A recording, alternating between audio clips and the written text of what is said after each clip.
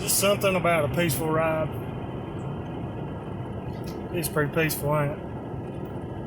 Well, if your front wheel bearings on your 2010 Nissan Rogue are roaring, I'm going to show you how to fix it. Stay tuned.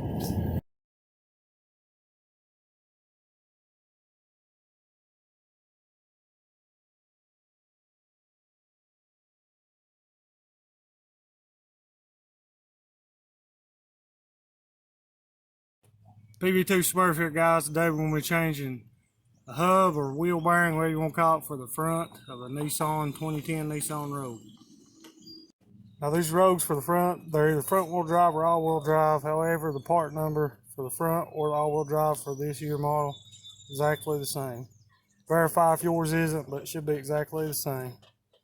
This one is an all wheel drive, as indicated here. Alright guys, I'm going to give you a rundown of tools you're going to need to do this job. You don't need all of them, but some you will definitely need. You'll need a 32mm. This fits the axle nut. This is a piece of rope to hang the brake caliper. You might not need it. I used it in the video, you'll see. I use a hand ratchet because I tighten everything up by hand, then go back and retighten everything with a torque wrench. Breaker bar. You have a good breaker bar, especially if you don't have an air impact gun. A hammer. Never know, you might need it for just a little bit of tapping on something or other. Watching the video, you'll see what I used it for. A pair of pliers and a screwdriver. Help you pull your cotter pin out. It's on the end of your axle. Pry bar. You have a pry bar. Torque wrench. The lugs are 21mm. Tools that you will definitely have to have for this job is a swivel. You could probably do it without it, but you stand a high chance of stripping the threads off. I would absolutely recommend, you don't have to get a big jug like this I have of anise, but I would definitely recommend getting anise. Some penetrant spray to get rid of the rust and corrosion if something's stuck on. Extensions and things kind of vary. They make the job easier. Do you have to have them? No, but they do make the job easier. The sockets you're going to need are a 19 and a 17 and a 10mm. The 10mm will remove the ABS in the video that you're going to see. Another thing is you'll need these punches. You'll need these or a block of wood, which I didn't have to have, or a block of wood in order to knock the axle loose from the hub. What I always do is I've always had issues with the ABS always breaking off or something having to replace it, the wheel speed sensor, the ABS sensor. So I always do is take it all the way off. If it ends up breaking off, I need those punches to knock it through. Once you knock it through, I always take it and get a drill bit that's the next size of that hole or the same size, a little smaller, and ream it out a little bit so that way I know the next one hopefully won't get stuck whenever you have to replace the wheel bearing. I use one of these brushes just to clean the edges and stuff up. Do you have to have one? No. You can clean up a piece of sandpaper or not clean it at all. Either way you want to do it. Light so you can see some of the places so you see your bolts in case you can't see if you're working it's kind of dark. And I use a little cordless electric impact. I don't use an air impact, though I have one. I normally never use one. But those are what you're going to have here. Let's recap. Hammer, breaker bar, ratchet, 32mm. 32mm goes for your axle nut. You got to have it. Tie your brake caliper up with screwdriver in case you got to have to get your cotter pin out. Cotter pin out. Cotter pin out. Pry bar to help move the axle back and forth so that way you could reach in there to take the bolts loose to the hub assembly. Torque wrench is a must. Absolutely need one of those. Like I said, you can do the job without some of these tools, but I'd recommend not skipping that step. You want to make sure your stuff's torqued down. Torque specs are listed, everything on here. Swivels. Now they make sockets that have swivels on them. I don't have one. Instead, I just bought the swivels. They're lifetime warranty. This one's a little broke, but they've replaced it multiple times with no issues. Swivel, 10mm, 17 and a 19. This is just another 17 that I use. The 17mm bolts hold on the brake caliper, torque bracket, 19 millimeter is what holds on the torque bracket. The 17 millimeter is what holds the axle on the hub assembly. The drill bit size for this project specifically is a 3/8, which you could use a little bigger or a little smaller depending on whatever you have at hand. So these are the tools you're going to need for this job.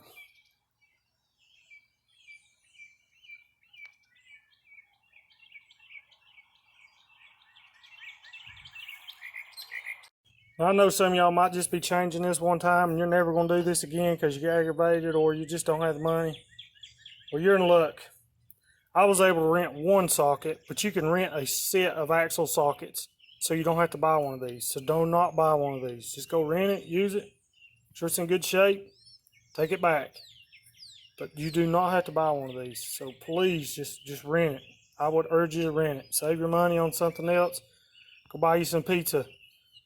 Go rent this socket. Don't buy it. This COVID got my hair all crazy, but listen, one of the most important things you could do is safety glasses. First thing we want to do is secure the vehicle with jack stands, because we are going to be working under it.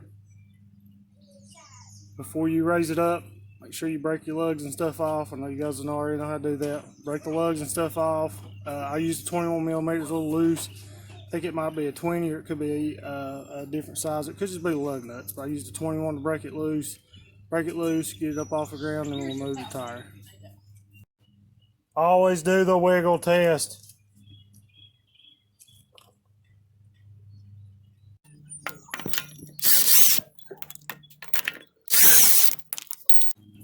Moving the wheel. This cotter pin has to come off. Make sure you replace that. Place your cotter pin always. This is supposed to be a 32 millimeter. That off. Break this loose.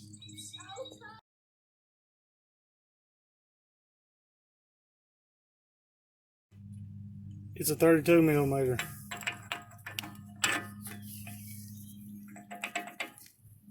Break this loose. You'll need a breaker bar or something to wedge it with, or if you got an impact, you can use that. Take it off. So, this one's already loose, as you can see it moving in and out. Note, do not pull this out. Don't smash that with a hammer. So what happens is you'll mushroom the end of this right here, this axle shaft. And once you do, it won't slide back through that bearing. Don't mushroom that. Don't hit it with a hammer. This piece right here is specifically made for a punch to go on to knock it back through in the event that it's stuck, and it will be stuck.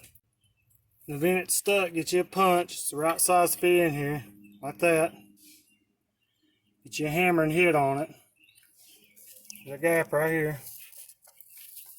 Hit this with a hammer. The punch. Do not hit that with a hammer. Don't hit it, don't hit it, don't hit it. When you hit that, it should loosen it up to where it'll come out. Next thing, Nissan calls this a torque plate in this factory service manual.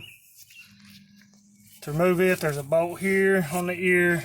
There's one when you're looking in the top right here, and one on the bottom. These are 19 millimeters. They run there pretty good too, so you're gonna need something to break them off with. Once you get them off, this will release the whole bracket that holds the entire brake caliper on the front of it, which is this bracket and the brake caliper. You don't actually have to remove it from the housing here. Move those. You do that, you wanna remove that. Brake pads on there pretty good. Stick that pry bar right here on the edge of that torque plate. Pry it a little bit, it'll come right off. Take this, you want to hang it up here or somewhere out of the way so it's not in your way. I chose a piece of clothesline. Got through the hole where the torque plate is. Every bit of it's out of the way. Make sure you don't squash or cut this wire here. Mine's not. It's actually sitting around it. It's not touching it. Move the brake caliper. Now that one come off because it's just been replaced. See how it's still clean right here? Yours is probably seated on. In the event it was to be seated on, in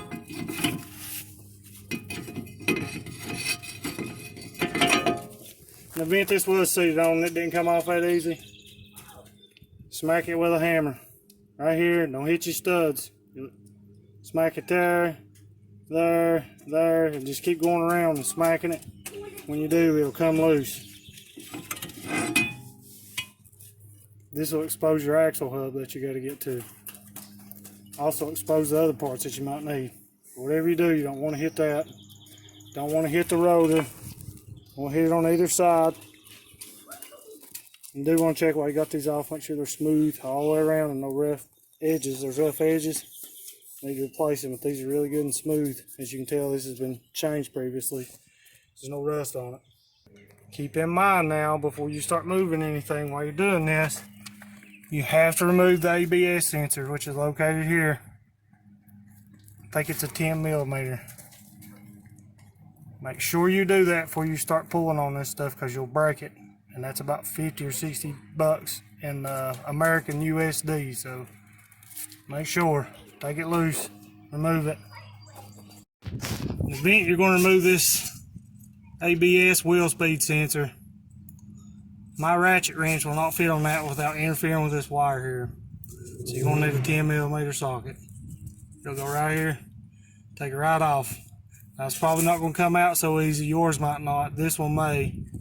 But whenever you take this thing loose right here, do not pry on it, because you don't want to rip the wire and you don't want to tear it up. If you do, you're going to have to replace it. Now in order to get these 4 bolts, in order to get them loose, we'll need a swivel. Those bolts are a 14 millimeter. I'm sorry, 17 millimeter. Listen at me. You'll need a swivel. They're 17 millimeter. Now you can take this loose if you like. I'm not taking it loose, but you can pry it loose and give you more access. I didn't. I'm able to pull this back just enough, slide that down in there, pull the bottom bolts out, and the same for the top. Assuming everything's good, this thing ought to just and come off. There, that is removed, the dust cover. You can tell it's still here. We'll go back on like this, the dust cover will. Make sure that you coat the inside of this.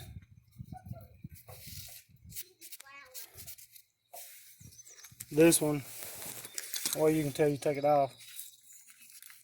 This one was not roaring. Smooth. Probably not bad. I don't want it replaced though, but you can tell it's smooth. No roaring.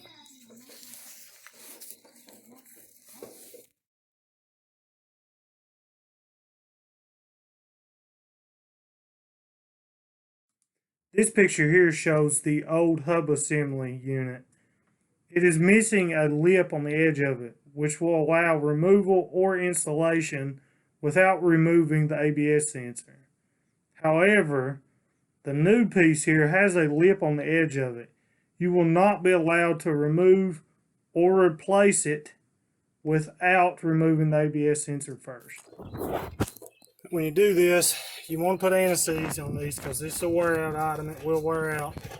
In the event that yours was stuck on there, this will help prevent it. Clean the surface up.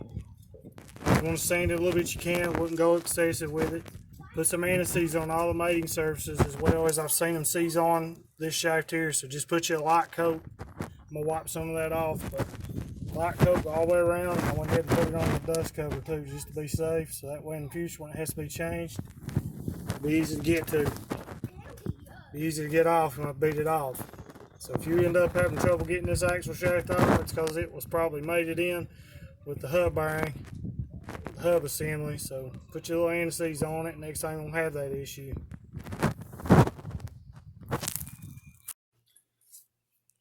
In order to hold your plate up there is a tip. Put your bolt through the back of it. Set your cover on it. Like I said, anti-seize it. Go ahead and put your coating anti-seize around this right here too.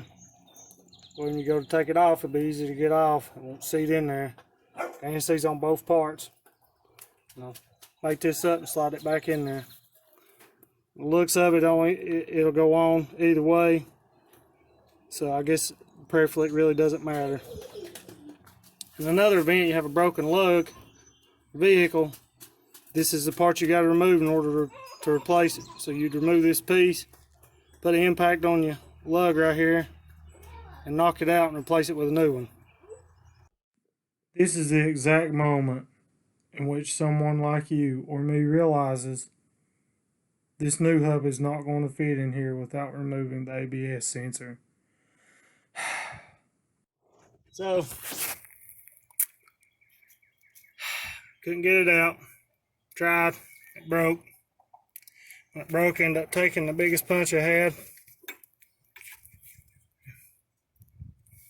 putting it on top of here, and hammering it all the way through. So we have to order one of them. What I did end up doing for future reference, was able to find me a drill bit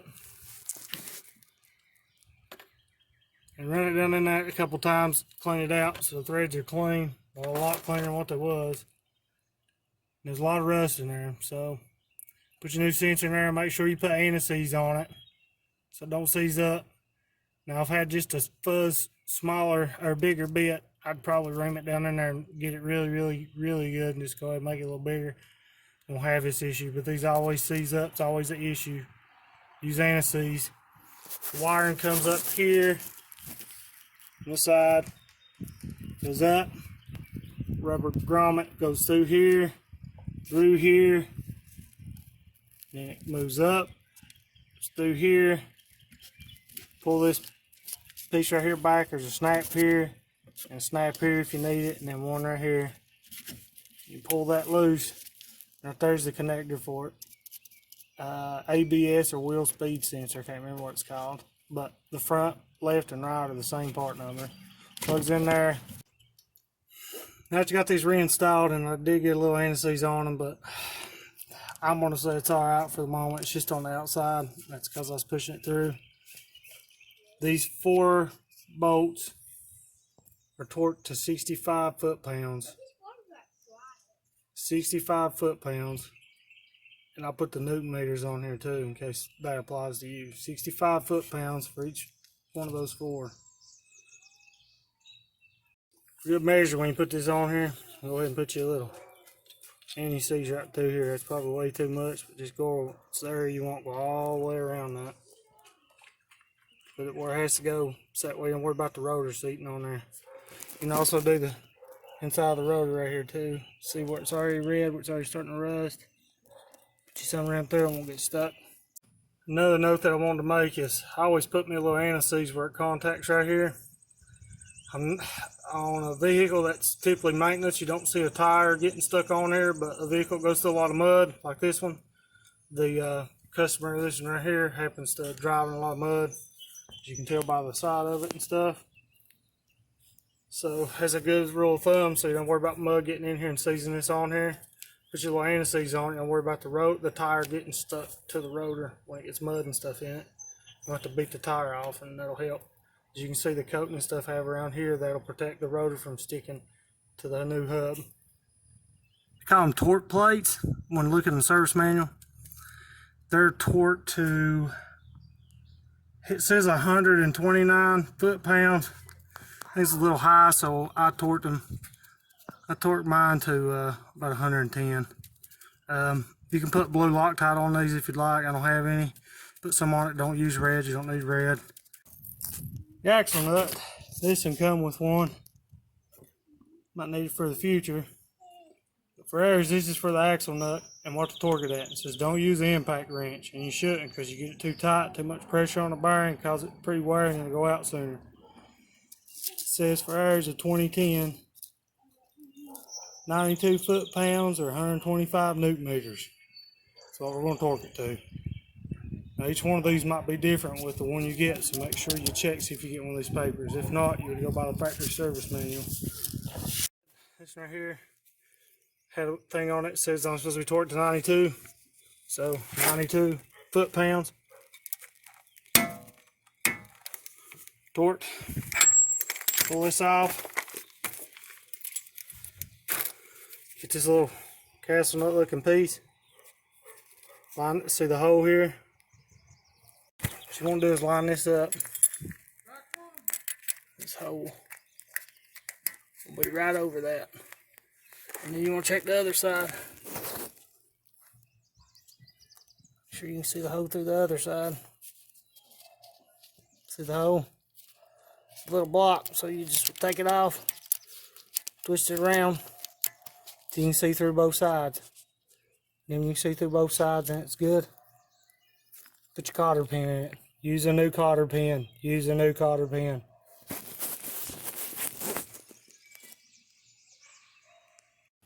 Now as a note, if you tighten this and you can't move this around where you can get this through here, it's always been said you'd much rather over tighten it than under tighten it. So if you get it where you want and it's taut, still won't go through, then tighten it up a little more, but never back it off. Another good little reminder I'd like to tell all these little tire and lube shops and stuff put tires on. You never want to start these studs, these lugs in here, with the impact gun.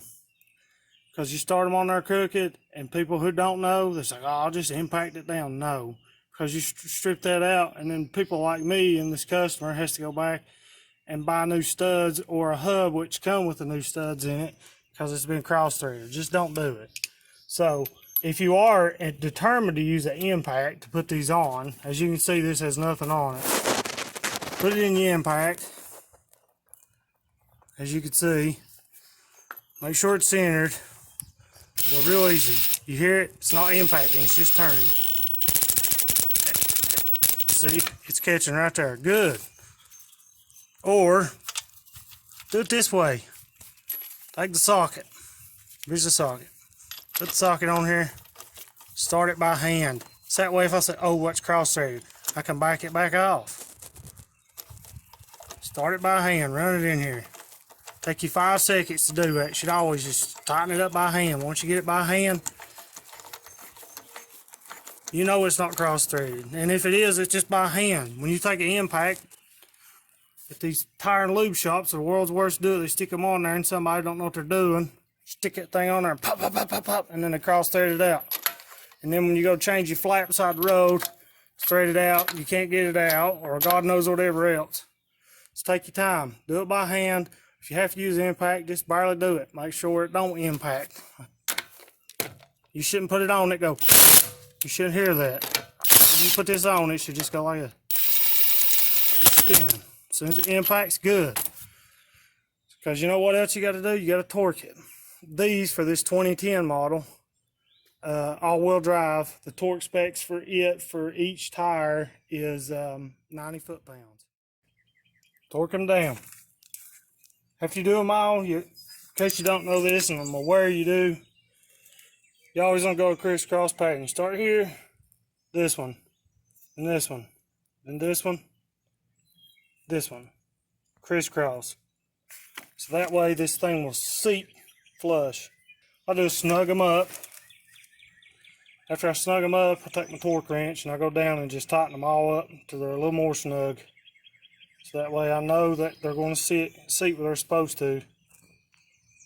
And then I go back and then torque it in a star pattern. Star pattern torquing stuff goes for a lot more stuff than just wheels. I'm assuming if you're watching this, you might already know that. If not, it does want to go to star pattern, especially if it's mounted to something else. That way it sets flush. Then after you get all of it done, as a good rule of thumb, and I do it, you don't have to, but I do it. What I do is I take and I go around one more time with the wrench. After it's torqued, just go all the way around the wheel.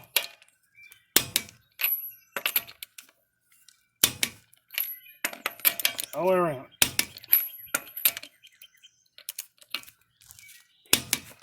That way I know it's torqued. That way you'll know it's torqued. This is important. Not only could it hurt you, your family, whoever's driving it, hurt anybody on the road if it comes off. Always torque your stuff, especially the wheels. So guys, if you like the video, likes, thumbs up, comments, good, bad, ugly.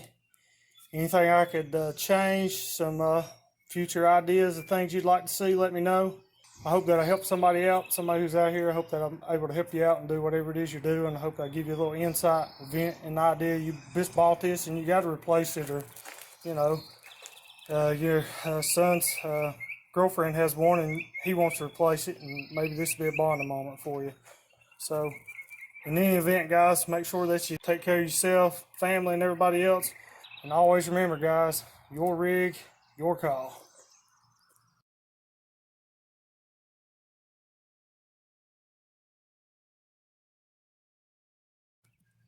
And as a bonus footage, I just want to say,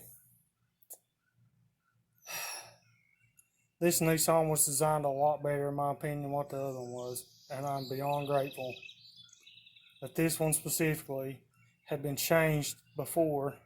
Otherwise, it would not have been such an easy and quick task. Your rig, your call.